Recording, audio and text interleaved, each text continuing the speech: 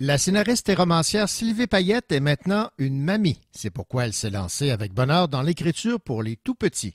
Son premier livre destiné aux enfants de 3 à 6 ans a pour titre « Visite chez Mamie ». Cet album illustré est publié aux éditions Loélie. Voici l'entrevue réalisée avec Sylvie Payette et l'illustratrice Anouk Noël. Sylvie Payette, bonjour. Bonjour. Qu'est-ce qui vous plaît particulièrement dans l'écriture pour les plus jeunes? En fait, j'ai écrit beaucoup de livres jeunesse, jeunes adultes et adultes. C'est un peu le public de Chamarville, si on veut, que j'ai continué. Donc, je dirais, en général, j'écris du 12 ans et plus. Mais là, depuis quelque temps, je suis mamie moi-même. Alors, en étant grand-mère, tout à coup, j'ai vu que mes petits-enfants, ils avaient beaucoup de livres. Ils adorent lire tous les deux. Et les jeunes du Québec lisent énormément et les parents participent beaucoup en leur faisant lire des livres, ce qui est extraordinaire. Et tout à coup, je me suis rendu compte qu'il n'y avait pas de livre, j'ai pas trouvé, peut-être qu'il en existe, mais sur les petits-enfants qui aiment se déguiser, qui aiment les chapeaux. Et moi, les miens, ils sont fous des chapeaux et ils sont fous des déguisements. Alors, j'ai décidé de leur écrire vraiment une histoire qui est racontée, dans le fond, par la mamie. Et ça s'appelle « Visite chez Mamie ». Donc, c'est une mamie qui reçoit sa petite fille pour la fin de semaine et elle a un ami qui est costumier, qui travaille donc dans le théâtre et le cinéma. Et son atelier est en réparation. Il lui a demandé, est-ce que je peux emprunter votre grenier? Alors, la mamie lui dit à sa petite fille, viens, tu vas voir, j'ai une surprise pour toi dans le grenier. Et dans le grenier, il y a tous les costumes de ce costumier-là. Et là, la petite se met à se déguiser avec des chapeaux, avec des boas, avec des souliers qui sont beaucoup trop grands pour elle. Et elle amène avec elle son chien, son chat, un oiseau qui participe. C'est-à-dire que c'est important pour moi que l'enfant puisse aussi suivre l'histoire des animaux parallèlement à l'histoire principale. Pourquoi? Parce que l'enfant a une première lecture où il voit les images principales. Dans un deuxième temps, il voit des nouvelles choses. Dans un troisième temps, il en voit d'autres. Finalement, il arrive au niveau des costumes, après ça, des chapeaux. Et ce que je voulais aussi, c'était expliquer que les chapeaux représentent aussi les métiers des gens.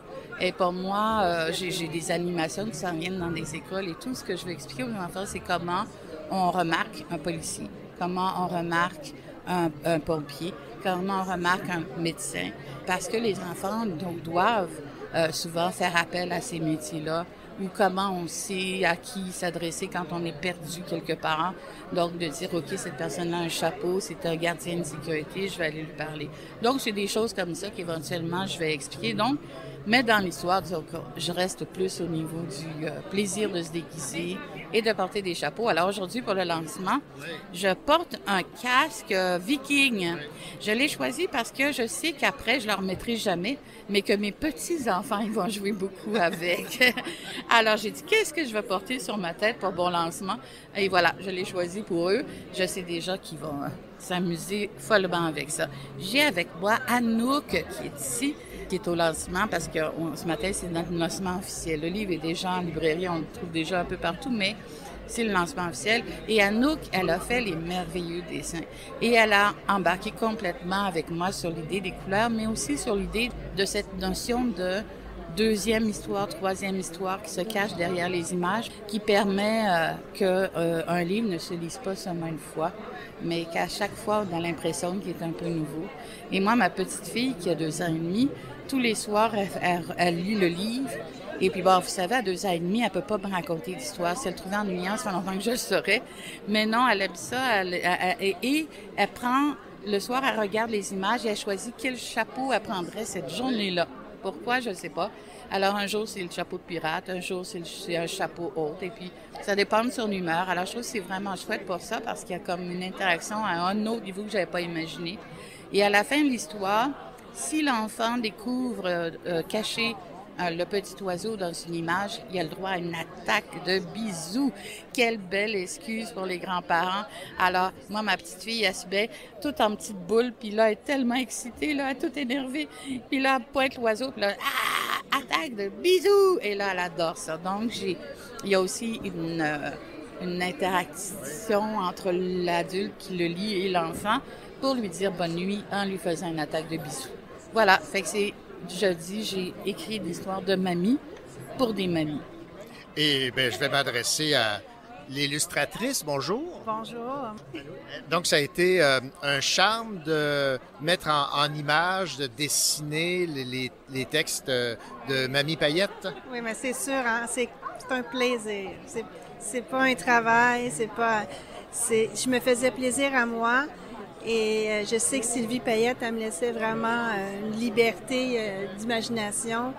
Puis on se parle souvent, puis on fait du brainstorming, puis des fois on arrive avec des nouvelles idées. Ah oui, on rajoute ça dans l'histoire, on fait ça et tout. Alors c'est vraiment un plaisir de travailler avec Sylvie Payette parce que c'est ça, c'est la créativité excellente. Je voudrais dire qu'Anouk et moi, on se connaît depuis quelques années parce que c'était l'illustratrice de tous les Nelly.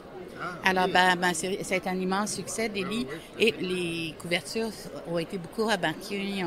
On a fait des posters parce que les bibliothèques les voulaient, parce que c'était magnifique ce que Anouk avait fait, qui est très, très, très différent des images qu'elle nous a fait. Mais moi, je savais qu'elle était capable de faire autre chose. Je vois ce qu'elle dessine, elle voit ce que j'essaie de dire. Donc, on a développé cette complicité créative. Voilà, exactement. On se complète et puis, à un moment donné, elle a fait une image puis j'ai dit, écoute, je vais changer le texte, je vais changer 2 phrases parce que ça valait vraiment la peine d'aller avec son dessin à elle. Donc, on s'est bien complété. On travaille bien ensemble. Puis c'est sûr, Sylvie, moi, je suis toujours partante pour ces nouvelles histoires, là, puis j'espère... je sais qu'il y en a tout plein qui bouillonnent dans sa tête, alors j'attends. Ben oui, parce qu'on parle déjà d'une suite, d'un deuxième, pas une suite, mais un deuxième tome d'une histoire de Mamie. Alors, on en discute ensemble déjà pour arriver avec Mamie est malade. Donc, qu'est-ce que Azali va faire avec ça pour lui venir en aide, alors que quand on a 3 ou 4 ans, on voudrait tellement savoir comment aider quelqu'un qu'on aime. Alors, on va essayer de leur donner des petites idées amusantes. Et puis, on va sûrement lui faire des catastrophes aussi. On en parle et puis on va continuer. Mais c'est ça, bien pour nous deux, c'est nouveau. Mais en même temps, pour nous deux, c'est quelque chose dans lequel on est très confortable et à l'aise. Oui, absolument. Je sens tout l'enthousiasme chez Mamie. Ben oui, il y a beaucoup d'enthousiasme chez Mamie. Je l'adore, ma Mamie. Si vous la regardez, c'est pas moi du tout. Mais c'est moi, au fond. Et puis, la petite fille, on a beau dire, mais elle ressemble pas mal à la mienne. Sylvie Payette, merci beaucoup. Merci à vous. Et merci à vous aussi. Merci beaucoup à vous.